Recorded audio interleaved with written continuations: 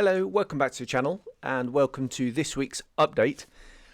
August already, crikey, where's the year going? If I'm honest, the summer can't end soon enough because it's really hot out here and will be for quite a while. Anyway, channel update, what's been going on then? The part 3, the construction of the Defiant, went up last week. Really slow number of views actually. I don't know why. Maybe people just aren't interested in how a 3D printed kit goes together because they're never going to get one. Maybe. I don't know. It's a real shame because I think it's a really interesting video. Lots of top tips, techniques, dealing with resin, dealing with 3D printed resin, how to fix lots of mistakes. Self-induced. But anyway, the final part of that, the painting, goes up on Sunday. It's all edited. I just need to do the voiceover. That is going to be really interesting for those who want to know how to do a worn black finish a la Night Fighter, or you know, if you've got a bomber coming up, the ICM Hampton is coming out soon, so lots to learn on that one. I think I'm really pleased with how that model has turned out. Stuck in customs are the replacement undercarriage with the metal pin through that Peter has redesigned, and some of the sort of little mirrors for the canopy. I'm really looking forward to getting my hands on that so I can redo the undercarriage, and then that will be ready to sit in the display case when I get home, which is going to be in 4 weeks time. Cannot wait. The Mustang, I've started editing it. What I want to do is I want to try and get that into a one-parter. That is the plan. So there might be a gap of a week or two before you see that one. Lots of nice feedback on that model, actually, and I'm really pleased with how that's turned out. Other stuff that's been going on the channel then, Spru tours. I've done quite a few. Last week,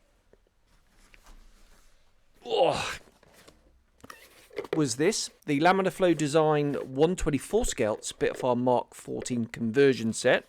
I am planning on building this, but probably next year.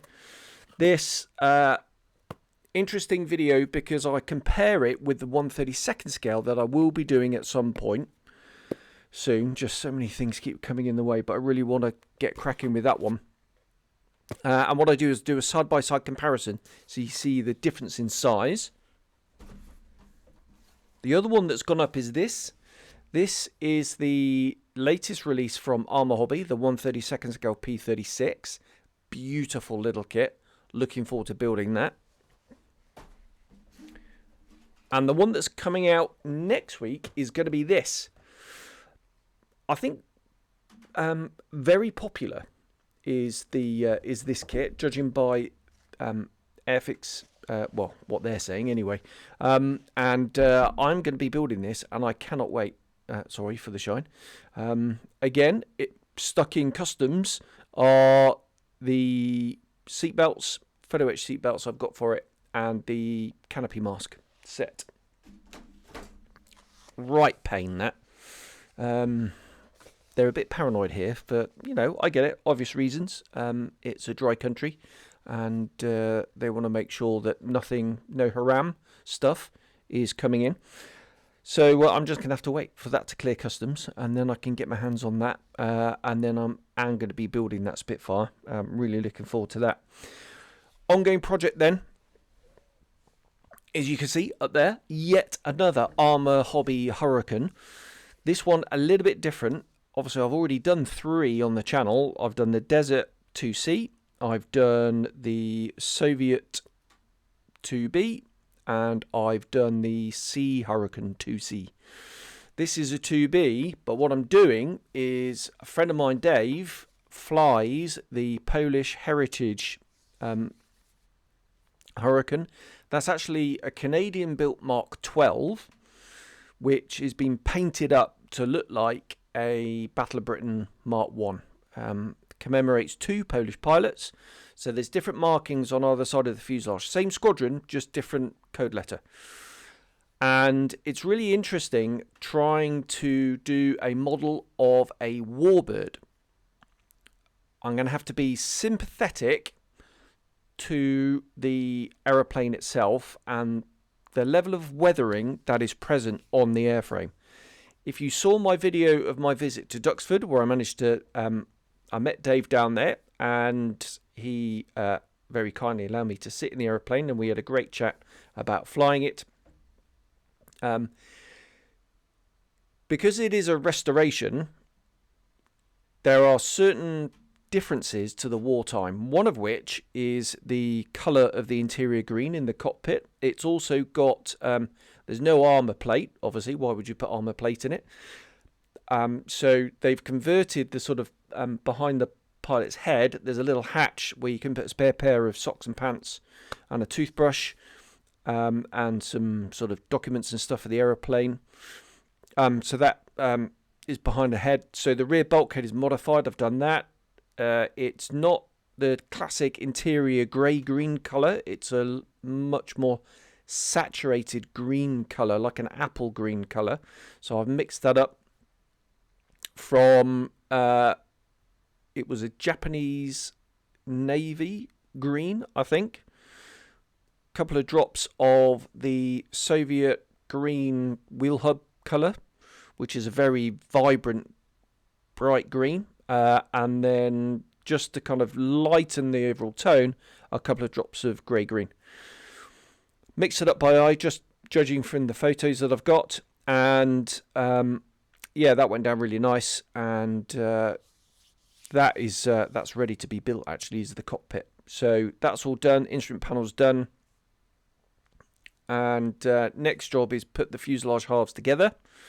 And I'm going to have to use a little bit of filler because I've managed to damage the join, the seam, trying to clean up some of the sprue gates. I've managed to take a little bit too much material away, which is a right pain. So I'm going to use my usual super glue, black super glue, for the main seams. Then I'm going to put the Mr. Hobby epoxy filler down that, leave it overnight, and then tomorrow deal with all the seams. Should be fairly straightforward, I think. The wings are about to go together. That's the next job once I finish this. Hopefully ready for paint by the end of the weekend, and then painting it next week. That's the plan. So really, really quick. One thing I have done. Where's my box of bits? Oh, here it is. Oh, I got it here, ready to show you. One thing I have done is I've modified the kit spinner. Now, the aeroplane, being a Mark 12, didn't have a spinner. For some reason, the Canadian Hurricanes, a lot of the Canadian Hurricanes never had spinners, just the boss. I mean, they were used for essentially training and I think patrols or something like that. And they never had spinners. So when the aeroplane was restored, they had to find a spinner from somewhere. And Dave thinks it's from a Constellation. So it's not a classic Hurricane spinner. It's a very conical shape. So what I did is I chucked it in my display grinder. I built up the inside with the Mr. Hobby epoxy. I made a sort of hole dead center, and then I slathered filler around the outside just in case I needed it. And then what I did is I chucked that in the display grinder, and then using some Infini sanding boards that I got from Premium Hobbies, channel sponsor, is I've actually sanded it to shape. It's probably not exact. I'm just doing it using a bit of Siemens eye from photographs, but I think it looks quite cool. The real challenge of this project is going to be the weathering. There is weathering on the aeroplane, and it's almost like two-tone. So it's had various partial repaints during its recent history, and in fact they're about to recover the rudder because it's and the tail fin. So that's going to have all fresh paint on it as well. And it's going to be a real challenge. Looking at photos in certain lights, it's actually quite obvious. And yeah, looking forward to doing that. There is some paint chipping as well going on. There's a few fluid leaks. There's a distinctive patina on the exhausts. All that I'm going to try and replicate. Interesting. Yeah, really interesting project this. The seat, actually, I forgot to say. So the seat in the Hurricane was unpainted metal, like a silver colour. This aeroplane, it's painted interior green. It looks like if it was primer, or maybe it was painted before in zinc chromate. So there's some zinc chromate chips on there. Modern seat harness. Now I've used the 3D printed seat from Armour Hobby, and obviously that comes with a wartime Sutton harness. So what I've done is I've had to fill in all the holes, modify it to a QRF, and and paint it black. So really interesting. Quite a unique model this is going to be, and it's one of my all-time favourite kits. So I'm absolutely loving it. That is that. Right, on with the news then. No new kits to bring you at all, which is a bit of a shame. Ammo's sale is ongoing. Last week I mentioned some of the great bargains you can get on some of the kits. Their MiG-17 and the F-104, the sort of bundle with the book and everything. But it's not just kits. It's paints, it's all the weathering materials, tools. Everything is in the sale. 30% off tools, up to 50% off paints as well. So probably worth stocking up, getting a bulk order. If you're going to go and visit there and take advantage of some of the bargains that they're doing. I don't know how long it lasts. It can't be that much longer because it's been going on for over a week. So pop over to the Ammo website, and if something tickles your fancy, grab a bargain. The other sort of bit of industry news is that Eduard have shown some photos of the mould of the Avia S199 in 1/48 scale.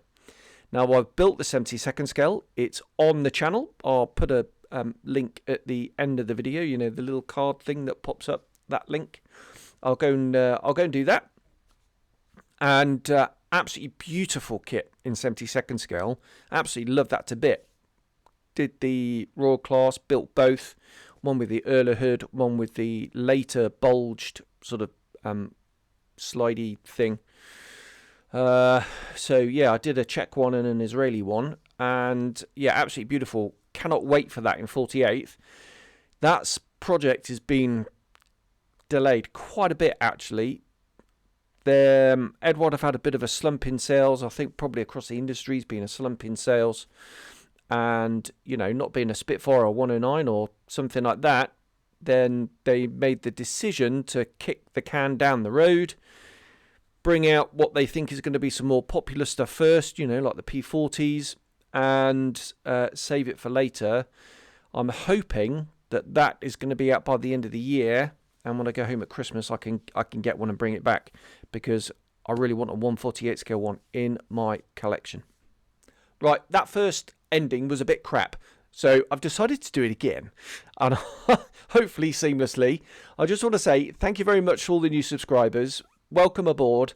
Have a look in the back catalogue. I'm sure there's something there that you'll enjoy. Some of my older projects and some of the more recent ones, obviously. Like, subscribe and all that.